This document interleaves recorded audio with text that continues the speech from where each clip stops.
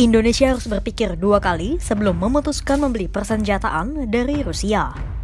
Bukan semata soal teknis saja, Indonesia juga harus mempertimbangkan tekanan geopolitik dan resiko ekonomi politik andai kata beli senjata maupun alutsista Rusia. Semua bermuara pada aturan KATSA buatan Amerika Serikat yang bisa menyandung Indonesia jika nekat membeli persenjataan dari negara beruang merah. Padahal sebagai negara non-blok, Indonesia sejatinya sah-sah saja untuk membeli senjata dari Rusia maupun rival Amerika Serikat lainnya. Itulah mengapa pada tahun 2021 lalu, Indonesia mengurungkan niat untuk membeli belasan pesawat jet dari Rusia. Lantas, seperti apa kisah di balik batalnya pembelian senjata Rusia oleh Indonesia?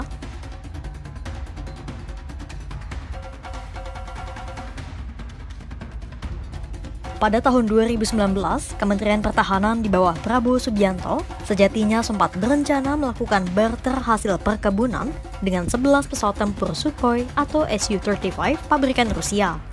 Kontrak perdagangan itu bernilai 1,14 miliar dolar Amerika Serikat atau setara dengan 15,16 triliun rupiah. Proses pembahasan sudah dilakukan dan kontrak pun telah ditandatangani.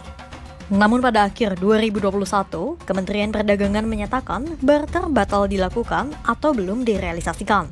Kemudian tepat pada 22 Desember 2021, Kepala Staf Angkatan Udara Marsikal Fajar Prasetyo menyatakan dengan berat hati Indonesia harus meninggalkan rencana itu.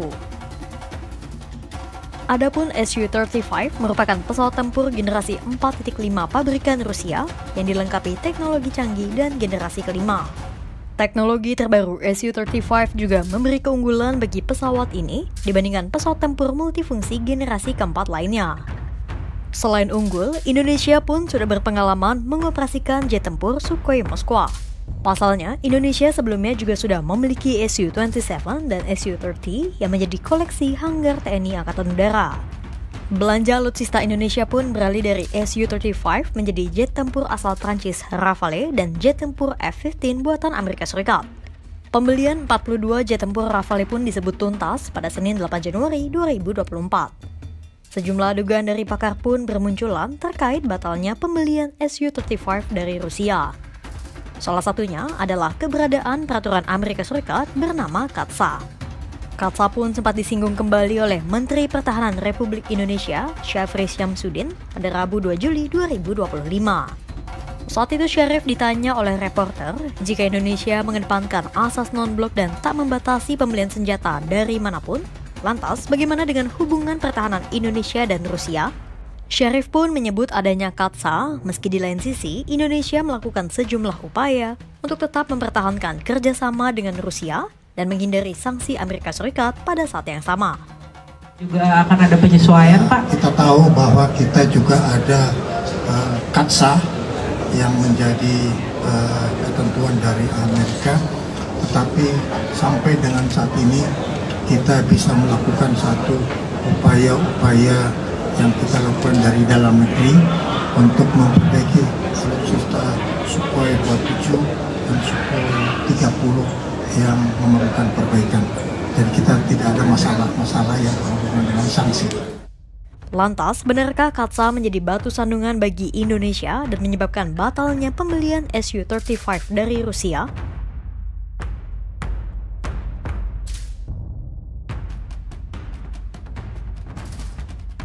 Pada saat Prabowo berkunjung ke Pentagon sebagai Menteri Pertahanan pada Oktober 2020, pejabat tinggi Kemenhan Washington menyatakan bahwa Amerika Serikat tengah meningkatkan risiko KATSA.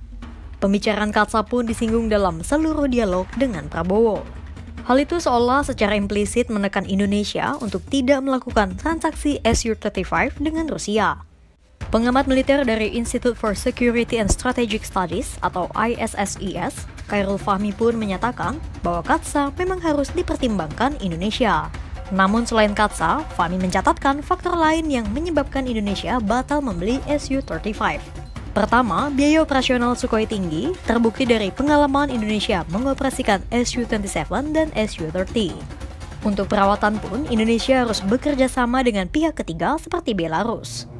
Namun, apa sebenarnya KATSA itu dan mengapa aturan ini seolah menjadi penghalang bagi Indonesia untuk melakukan jual beli senjata dengan Rusia?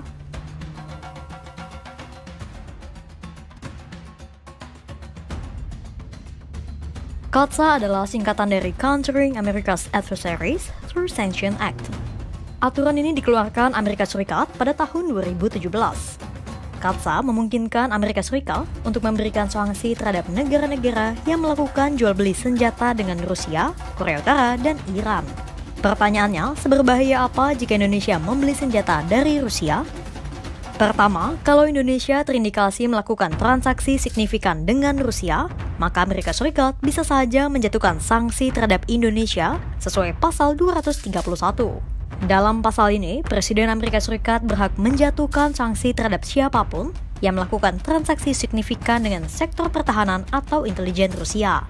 Kedua, Indonesia terancam dikenai 14 jenis sanksi ekonomi dan diplomatik sesuai pasal 235. Berikut 14 jenis sanksi ekonomi dan diplomatik yang bisa dijatuhkan kepada Indonesia jika melangkahi CAATSA.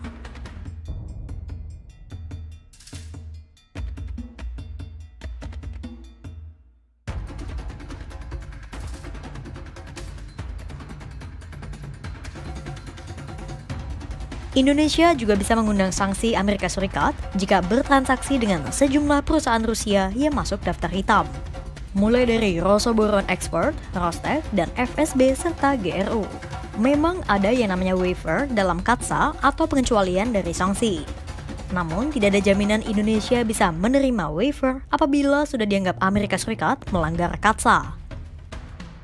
Indonesia memiliki hak penuh untuk menentukan sumber alutsistanya. Namun di tengah konstelasi geopolitik yang makin kompleks, setiap keputusan pertahanan tak lagi murni berbicara soal teknologi atau kebutuhan militer semata. Keputusan untuk membatalkan pembelian Su-35 dari Rusia bisa jadi merupakan langkah strategis untuk menghindari risiko sanksi ekonomi dan diplomatik dari Amerika Serikat. Pada akhirnya, dilema antara mempertahankan prinsip non-blok dan menjaga hubungan dengan kekuatan besar dunia menjadi tantangan berulang bagi diplomasi dan pertahanan Indonesia ke depannya. Kira-kira upaya apa lagi yang akan dilakukan Indonesia untuk tetap mempertahankan politik luar negeri bebas aktif dan asas non-blok? Pantau terus perkembangannya hanya di kanal YouTube Kompas.com.